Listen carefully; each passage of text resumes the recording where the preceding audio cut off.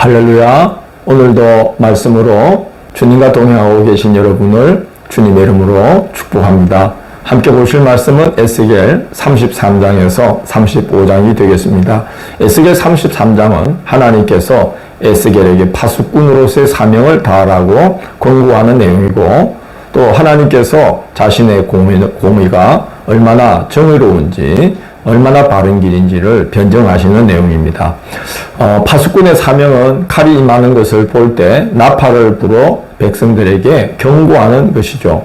나팔을 불어서 경고를 했다면 그 경고를 듣고 백성들이 정신을 차리지 않으면 칼의 제거함을 당할 때에 그 책임이 백성들의 머리에 돌아가게 되는데, 파수꾼이 경고하지 아니하여서 백성들 중에 한 사람이라도 칼에 죽게 되면 그 죄는 파수꾼에게 묻게 된다는 것입니다. 그래서 에스겔에게 파수꾼으로 내가 너를 세웠으니 그 책임을 다해야 된다, 그렇게 말씀하면서 하나님께서 이제 악인에게 심판을 예고하셨는데, 파수꾼이 그 하나님의 말씀을 듣고 그 악인에게 하나님의 심판이 임했다고 경고하지 않으면 악인은 자기 죄로 말미암아 죽게 되는데, 그럴 때 그 피의 책임은 파수꾼에게서 찾는다는 겁니다. 그런데 경고를 만약에 했다면, 파수꾼이 경고를 했다면, 경고를 듣고도 악인이 돌이키지 않으면 악인은 자기 죄로 말미암아 죽게 되지만 파수꾼에게는 책임이 없다는 거죠. 그래서 파수꾼의 생명은 보존될 것이라고 말씀합니다. 또 의인과 죄인에 대해서도 말씀하는데, 의인이라도 죄악으로 만약에 돌아서게 되면 그동안의 공의는 기억되지 않는다는 겁니다. 그래서 그 죄로 말미암아 심판을 받게 되는 거죠. 반대로 악인이라도 정의와 공의로 돌이키면 그 범한 죄를 하나님은 기억하지 않으신다는 겁니다. 그게 바로 하나님의 공의이며 정의라는 것이죠. 그렇기 때문에 하나님의 소원은 악인을 심판하는 것이 목적이 아니고, 그 악인이라도 돌이켜서 살게 하는 게 하나님의 소원이고, 또 하나님은 각기 행한 대로 심판을 하신다는 겁니다. 그래서 그가 전에 의인이었느냐, 그가 전에 의인이었느냐 악인이었느냐 이런 걸 묻지 않으시고 지금 어떤 길을 걷고 있느냐, 하나님은 그걸 보신다는 겁니다. 그래서 하나님의 길은 항상 바르다, 그렇게 말씀을 합니다. 사로잡혀간 지 12째 해, 10째 달, 5째 날에 예루살렘이 함락되면서 바벨론으로 피신 온 사람이 바벨론의 함락 소식을 전하게 됩니다. 에스겔이 경고한 대로 된 것이죠. 24절을 보면 선지자들의 경고를 듣고도 정신을 차리지 못하는 백성들에 대한 이야기를 합니다. 그 황폐해진 이스라엘 땅에 남아있는 자들이 헛된 기들을 저버리지 않고 말하기를, 아브라함은 한 사람이었는데도 이 땅을 기업으로 얻었기 때문에 우리는 지금 꽤 많이 있지 않냐, 그러니까 더욱 이 땅을 우리에게 기업으로 주실 것이다 라고 말하면서 곧 회복될 거라고 생각을 한 거죠. 바벨론으로 끌려와 있는 자들의 상황도 별반 다르지 않다고 하나님은 말씀합니다. 에스겔의 예언대로 되니까 이제 사람들이 에스겔에게 와서 여호와께로부터 무슨 말씀이 에스겔에게 임하는지를 듣고자 그 앞에 앉아 있었는데, 하나님께서는 31절을 보면 저들이 내 백성처럼 네 앞에 앉아서 네 말을 들으려고 하지만 그대로 행하지는 않을 것이다. 그들은 입으로는 사랑을 나타내어도 마음으로는 각기 자기 이익을 따를 뿐이다 라고 하면서 그 본토에 남아있는 자나 이미 끌려와 있는 자나 다 하나같이 그 마음이 하나님 앞에 바르지 않다고 말씀을 합니다. 34장은 이스라엘의 목자들 곧 지도층의 죄악을 고발합니다. 양무리를 돌보라고 목자로 세웠더니 양을 포악으로 다스리고 양을 잡아먹기까지 했다는 거예요. 참 목자가 없다는 거예요. 그래서 5절을 보면 목자가 없으므로 그것들이 흩어져서 모든 들짐승의 밥이 되었도다 라고 말하면서 하나님께서 안타까워 하십니다. 8절을 보면 내 목자들이 내 양을 찾지 아니하고 자기만 먹이고 내 양떼를 먹이지 아니하였도다 라면서 책망하십니다. 목자들이 사나운 짐승들이 와서 그 양들이 흩어질 때에 목자들이 그 양을 돌보거나 흩어진 양들을 찾아 헤매지를 않았다는 거예요.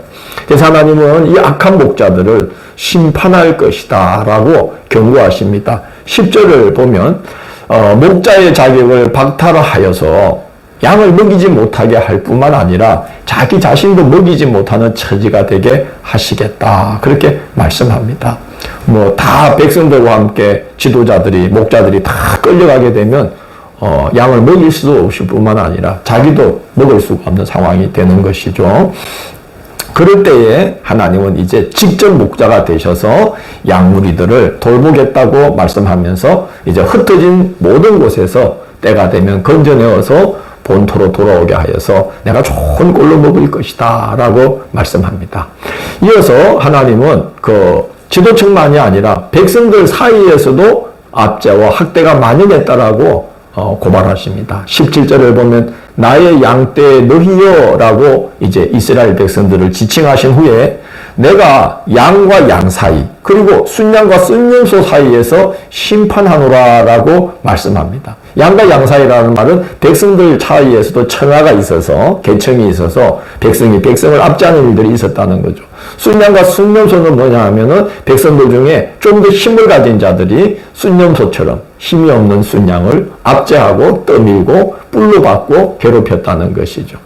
19절에 보면 이렇게 말씀합니다. 나의 양은 너희 발로 밟은 것을 먹으며 너희 발로 더럽힌 것을 마시도다. 그렇게 말씀합니다. 그래서 하나님은 이제 보다 못하여서 다윗 가문에서 다윗 같은 한 목자를 세워서 양무리를 돌보게 하실 것이고 그때가 되면 하나님께서 백성들과 화평의 언약을 맺어서 그 땅에 복을 내리시고 다시는 해를 입지 않도록 그 백성을 돌볼 것이다 약속합니다.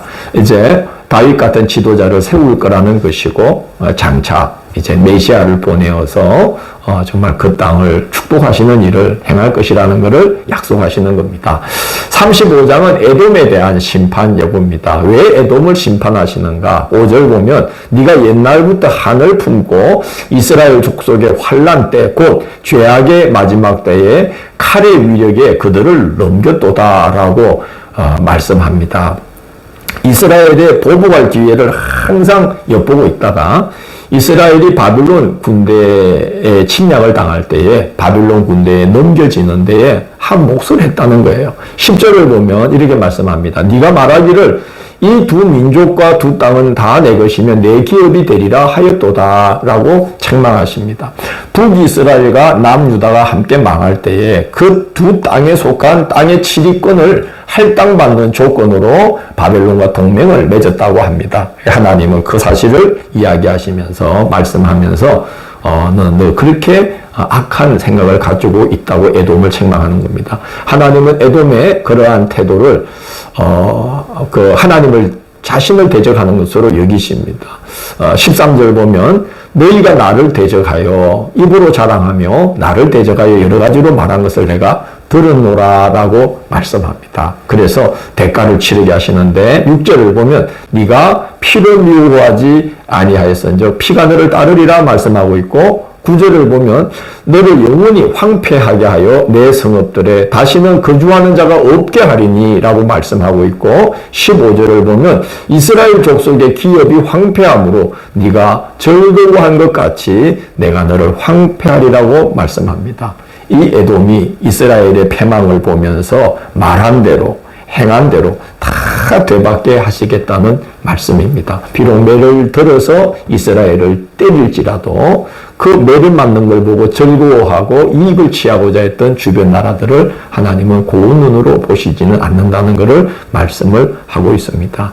우리가 이 시대에도 이 말씀을 생각해 보면 선하고 귀하고 또 정말 신실한 목자들이 이 땅에 많이 세워지도록 우리가 또 기도를 해야 되겠다는 생각이 듭니다. 내일 9월 8일 수요일은 에스겔 36장에서 38장을 생기가 그들에게 들어가매 라는 제목으로 말씀을 나누도록 하겠습니다. 오늘도 함께 해주셔서 감사합니다. 아버지 하나님, 저희들이 하나님의 백성으로 부름을 받았습니다. 예수 그리스도의 그 귀한 피로 우리를 불러주셔서 하나님의 아들, 딸들이 되게 하신 그 은혜를 잊지 말고 또 그렇게 부르실 때에 우리에게 기대하시는 바 그 기대와 사명도 우리가 잊지 않고 잘 감당하여서 하나님의 복을 받을 뿐만 아니라 하나님의 복을 두루 끼치며 살아가는 삶이 되도록 인도하여 주시고 파수꾼의 역할 잘 감당하게 하여 주옵소서. 예수님 이름으로 기도드립니다. 아멘.